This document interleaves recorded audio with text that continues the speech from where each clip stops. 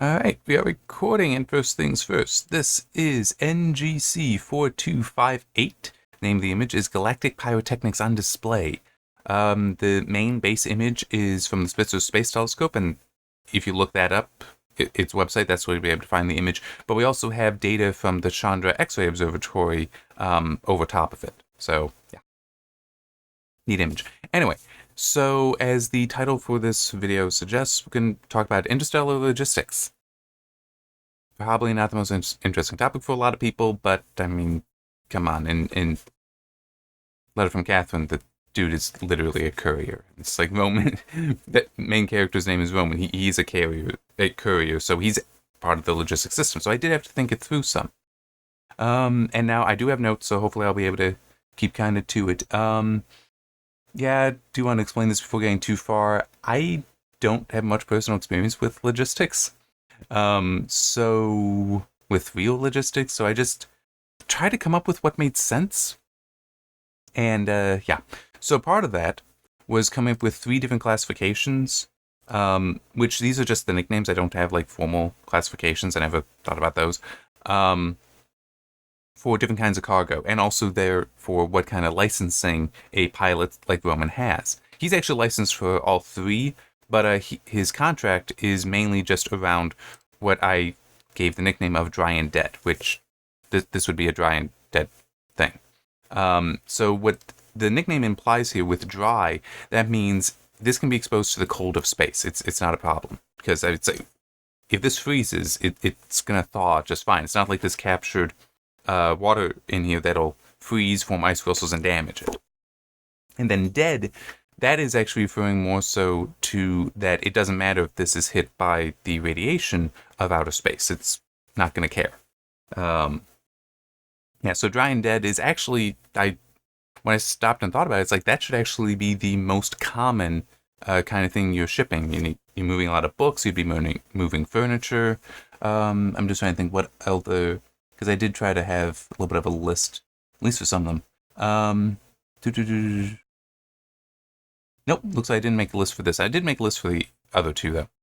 But yeah, so I mean, it's construction materials and such. Many of those would also be considered dry and dead. So really, a shipping container for that, it's just to hold things together. So it doesn't need to keep out radiation very effectively. It would keep out some, and you would want it to keep out some. And it wouldn't need to be heated. It would need to protect against like larger particles hitting and causing damage, like if you run into a small hunk of rock or something, which is possible. It's like that you would want to have protection against, but that's just basic. Obviously, you're going to want protection against that. All right, so that's dry and dead. Wet and dead is the next classification up, and here it's the and dead implies that it's the radiation is not an issue, but wet, meaning that there is water here essentially, or something else that can freeze and potentially do damage, so you are going to want things heated, at least somewhat. It's not like you need it to be, room temperature, but warm enough, and I'm still holding the book, I'll set that down, but warm enough that you will avoid damage from the cold. So I do have a list here, so there would be like some chemicals you'd probably want heated. There would also be some chemicals that would be fine being very cold. Some foods, and actually this is something I may talk about when I get to talking about space station design.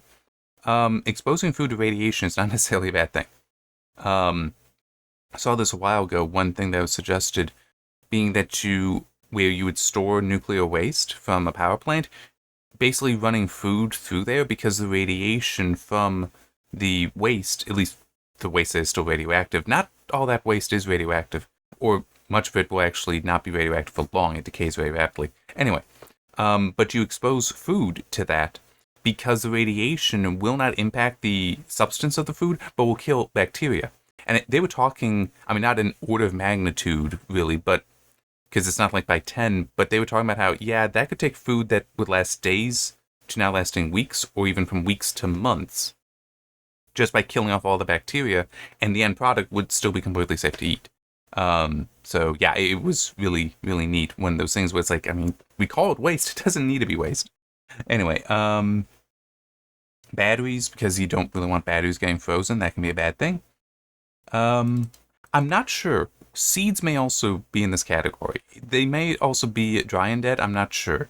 Some seeds I can definitely believe radiation wouldn't be too bad for them. But I can definitely believe you would not want to freeze them. That freezing them could cause damage. Or if you freeze them inappropriately, I guess may make more sense to say there. Oh, and one.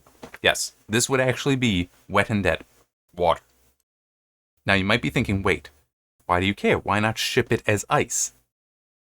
Because ice isn't useful. I mean, it's just here's my reasoning for it, okay?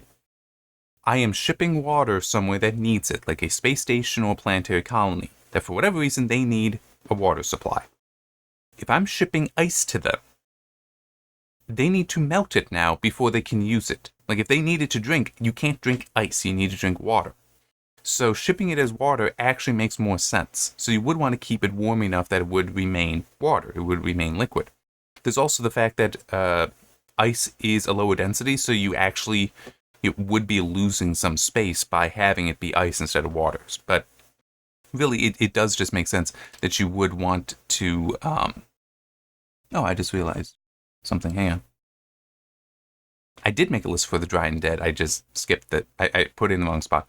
But that threw me off just a little bit. But yeah, so it is, you would want to ship water as water because that's how it is actually useful. That's how it can be consumed. So that would be wet and dead.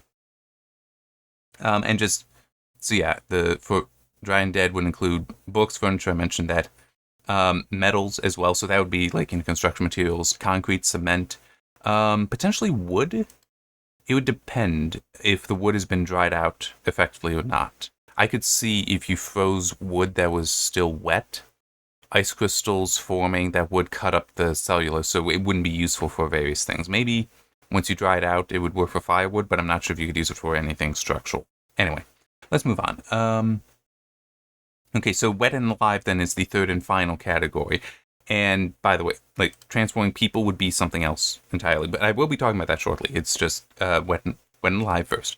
So that would include things like livestock, because yes, you would move livestock around. Like I get the whole.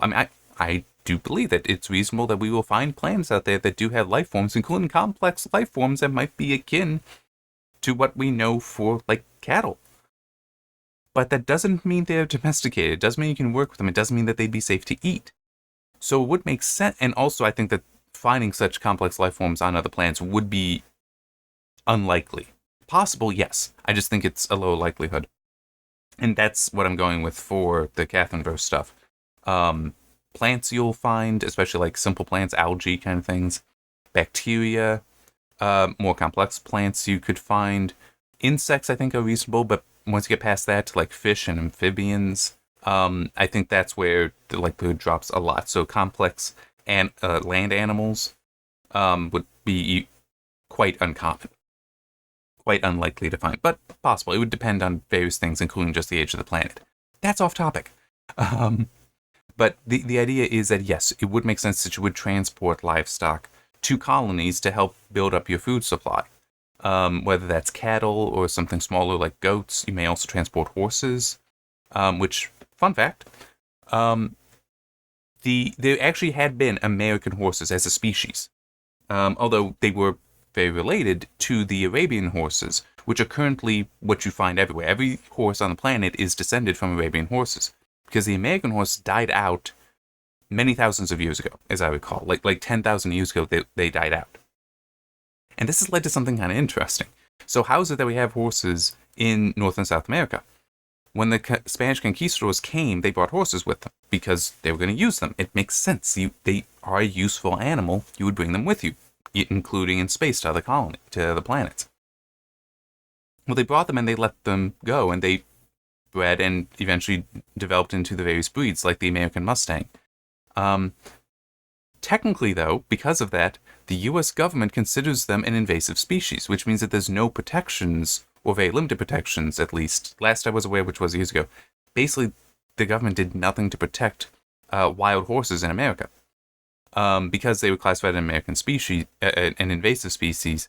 But it was found, though, like some people done some research and found that genetically they they are rightful successors to American horses. So apparently Arabian and American horses were enough common descendants that even in the hundreds of years since Arabian descended horses came to America, they've developed into what would have been the descendants of American horses, assuming they had not gone extinct. Anyway, oh yeah, and also with the wet and dead, you might see some chemicals, including medications that you would wet and alive, that would be wet and alive, where you don't want to freeze them, and you would want to prevent radiation exposure. Yeah, but it is. I mean, it's like some things it genuinely would not be an issue. Not everything needs to be brought down to zero. That's also true of bacteria and such in real life. Anyway, So yeah, then I did mention like transporting people. So to be a pilot, at least a commercial pilot, like Roman is in the book, and I'm pretty sure I do explain it in here. Every single one of them must be licensed for, like, a requirement for their license is that they can transport people, and that is an emergency protocol. So that's if say there's a fire on a space station, you need to evacuate people off of it, which is very reasonable. It would be like fire on a ship at sea. That's a very big problem because you need to get people somewhere in that situation. So you would have ships coming in, and I do want to do another video at some point on what I imagine for emergency protocols. But anyway, because of that, it doesn't matter if you're a cargo ship. You're still going to come if you're in the area and help get people off. So you need to be certified to do that, and the ship needs to be certified for handling so many people on there, at least for a period of time. I mean, basically a lifeboat requirement.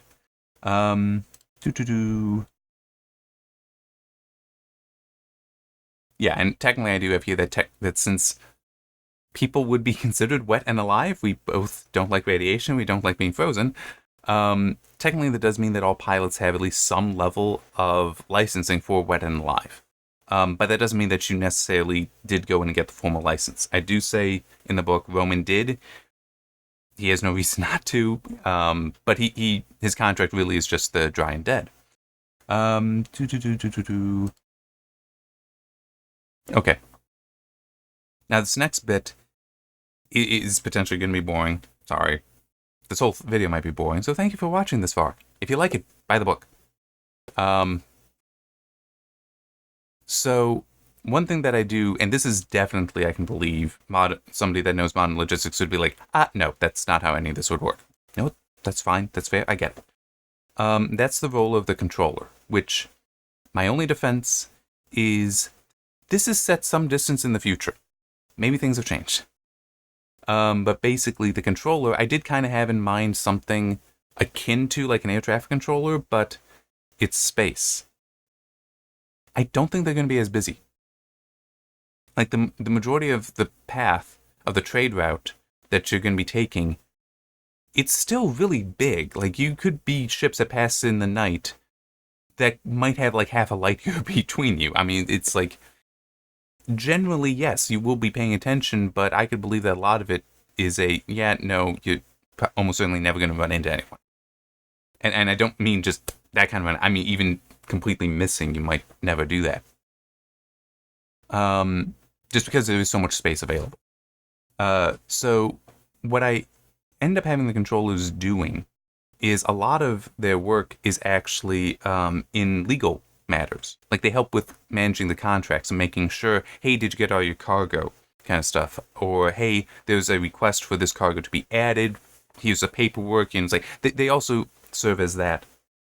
Which also means then that you typically will have controllers assigned to specific pilots. So it's not like this controller at this time of day, because there's different shifts, handles all the traffic for this. It's like, no. Roman has a specific controller for when he is coming to Earth and it's close enough for Earth for that controller to be in control, to be in charge. And he has another one for the space station, where it's like that's who handles him. Although the space station might actually only have the one controller, well, one per shift, because they might not be that busy. But in any case, I do kind of have it like that, where they do help with all that. And the funny thing is that one way they actually demonstrate that in the book kind of early on accidentally gave me a solution to a problem well before I had the problem. No, I mean, seriously, it's like, it would be probably around this far into the book where it's like, yeah, the controller helps him dealing with something, and it would be about be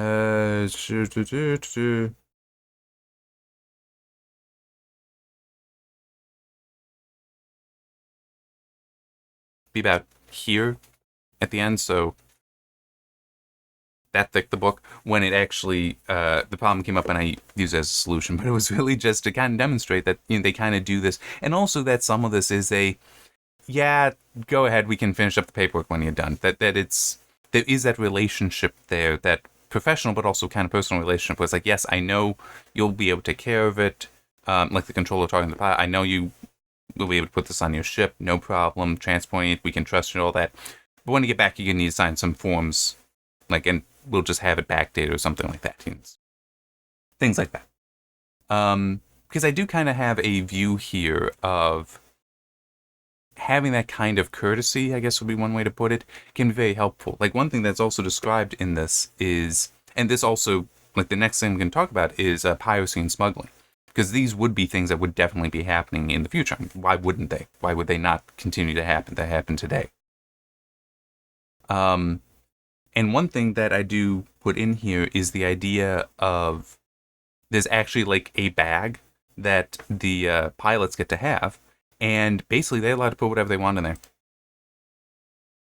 It's totally cool. It's like, you know, I mean, if there's something truly illegal in there, then yes, they will get in trouble. But it's like, you know, the letter that he's given, the letter from Catherine, he's given that, and it's like, you know, technically that you'd think, oh, well, that has to go in with the rest of the mail. It's like, no, he can just put, if there's space in his bag, he can just put it in there. It is known, like when he's going to the dock, the security officer knows about that, and there's another thing that a friend dropped off that he wants delivered. So long as it goes into the bag, it's fine. And the idea there was basically, we know there's going to be smuggling. And we know a lot of people might smuggle something that's like, well, it's not that they meant to smuggle. It's more they're just legitimately just doing a favor for a friend. Favor for a little girl, in this case, with the letter. So it's like, we're just going to allow that. We are going to, you know, monitor what it is, but it's not like you have to go through special things and sign more paperwork from that. It's like, nah. So the controller would technically help with that, or at least be aware of that. But it would also be like security is absolutely aware of that as well. So like they could check it, but if there's nothing patently illegal in there, it's allowed. This is trying to get long. So I want to try to skim through some of this. Yeah, I can skip that point a little bit.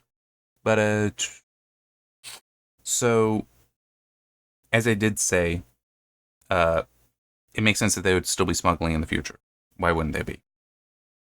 And I mean full-blown illegal smuggling, not just, you know, like, hey, can you transport, hey, my kid accidentally took the book from the library, can you take it back for me? You know, something like that. It's like, yeah, sure, put that in there. It's like, you know, security just sees, oh, it's a book. Yeah, go ahead.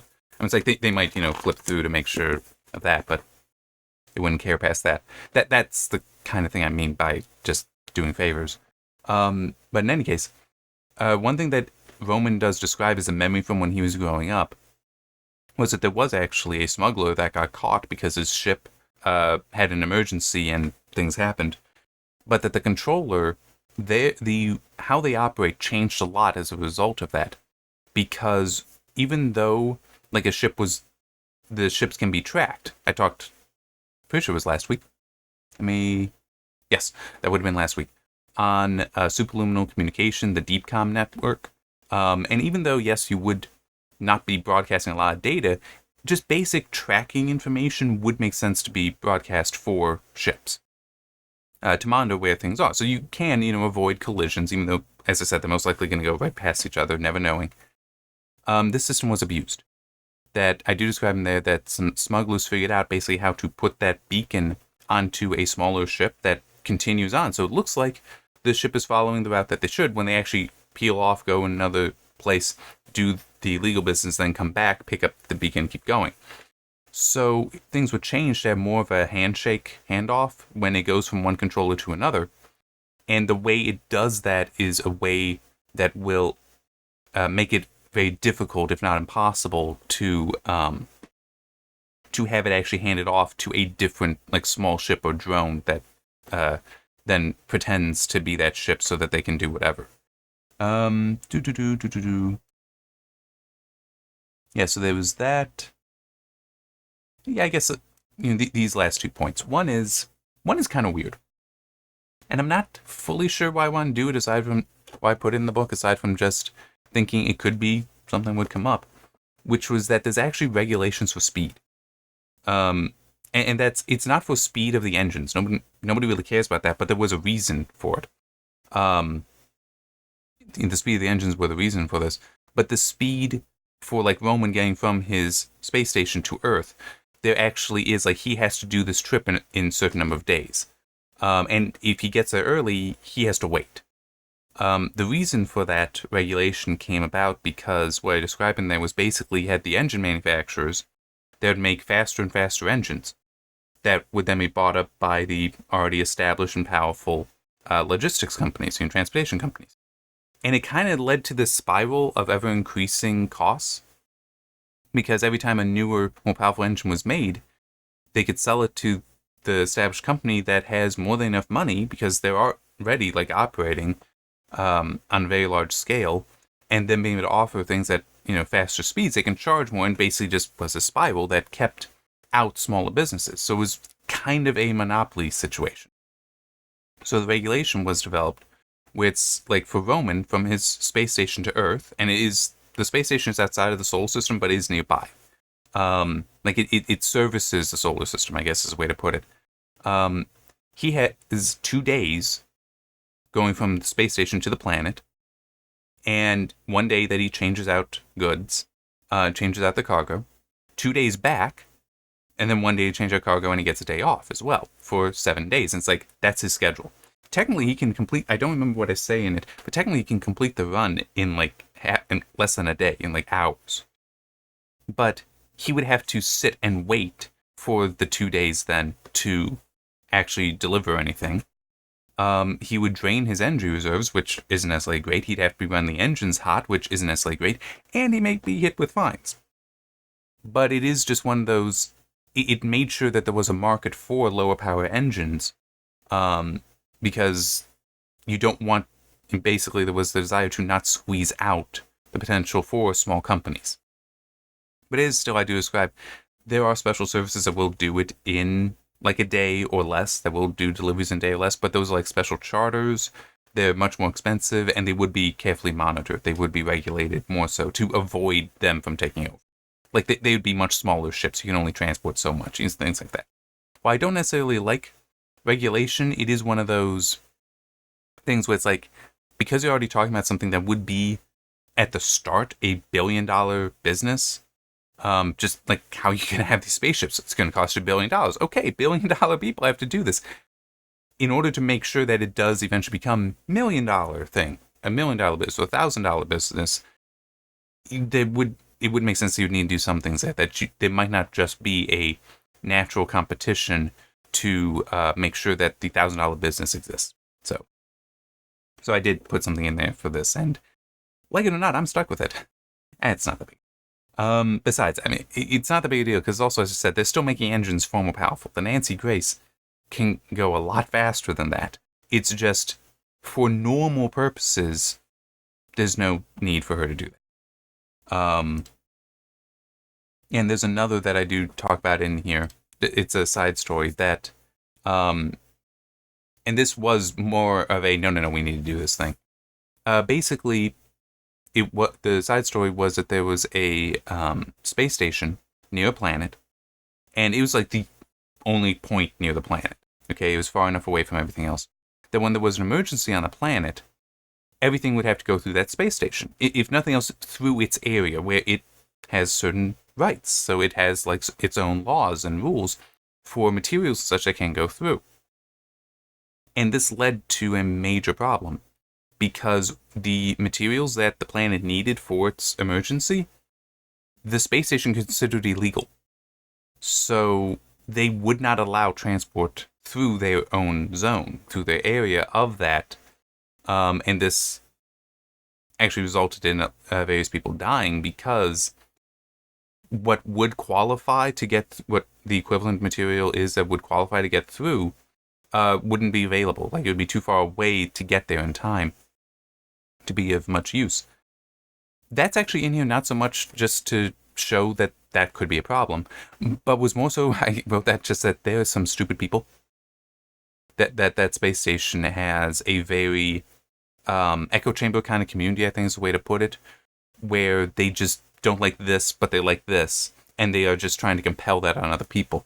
And what ended up happening was a regulation that there's actually an area where the controllers for the space station are in charge. They're the ones that would navigate traffic and all that. But the laws of the space station do not apply. So, meaning if they regulate, hey, this material is illegal, doesn't matter. If you go through that zone, they can't do anything about it. You can actually also leave cargo there that they can inspect it, but only if it violates like interstellar law kind of stuff can they do anything about it. If it just violates their own law, nope, they have to leave it be. And it was as a reaction to that emergency situation, because you cannot have one space station be like, nope, won't do it. I mean, be like, using a different example with a logistics company, imagine if you had one that refuses to ever work with certain materials. But it's like they're the only one that can service, that can reach a certain planet, and they need that material. And they're like, nope, we refuse to do it. And they just won't budge on it. So then you need to go to somebody else that can't get it there in time. It's like being able to compel the situation where it's like, no, you have the capacity to do this, you're doing it. It'd be something kind of like that. Because we are talking about a situation where you can be tens, even hundreds of light years from resources. It's like, this isn't I'll just go down the street to the other grocery store to get whatever. Or I can't get it at Home Depot, I'll go to Lowe's. It's not that. It's no, there might be only the one source of stuff. So, yeah, it's going to be interesting to explore that more so in the future. But, yeah, so that's some elements of this interstellar logistics. What one was it that I skipped over? I know that there was one thing that I skipped over. I mean, it wasn't a big deal. I knew that wasn't a big deal, so I could skip over it. Oh, yeah, that's right. The military. Yeah, I mean, what the hell? I'm already long. Basically, the military in this, it exists primarily for securing trade routes. I mean, so the controller would also be like a primary point of contact with the military. Like, if they see something hinky, they're the ones that would call in the military to be like, hey, can you like send a ship over, check what's up here? So, yeah, so the military, and I do refer to it as military, it is the military, but it does also have very much a police role. And yeah, so I just mentioned that. So they are the ones that would monitor traffic along different trade routes to make sure nothing hinky, like, is there smuggling going on? Is the piracy? That's under their domain, their responsibility. But that'll probably be another video where I'd want to talk about that, and it might be a while. I actually do eventually want to do a story concerning the military, concerning a war, but I need to think that through, and I've got other stories I want to do first. Anyway, I am sorry this went so long, but there's a lot of points to it that I wanted to cover, and I did have to think through some of it. It might not be accurate to reality, but, it's science fiction set some distance in the future, so I'm just gonna lean on that for the explanation. But yeah, and because I actually should be more specifically putting my books, if you found any of this interesting, there's a link to all my books. Actually, hang on, I just remembered something. There's a link to all my books on Amazon in the description, but let me check something, because Amazon is weird and isn't actually putting all mine together. Yeah, it's okay. See this? Letter from Catherine. Oh, wait, no. Here. Maybe this will work? Yes, okay.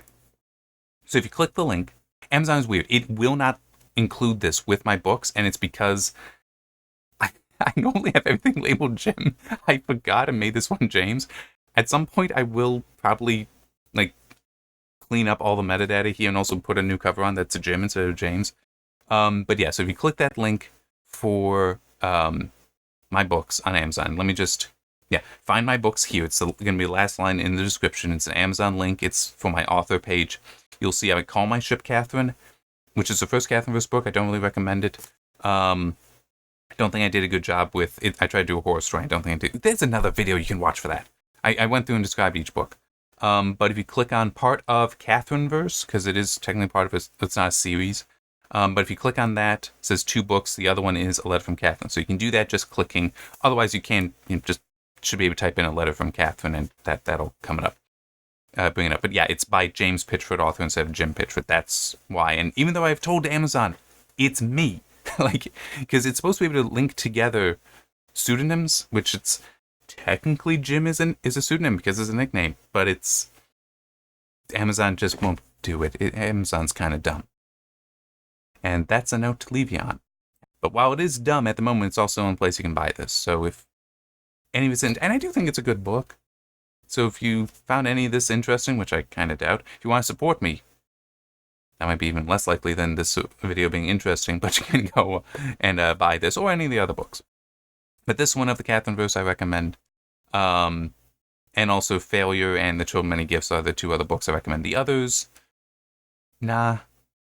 I mean, I don't regret having written them, but I don't think they're that good. I don't recommend them.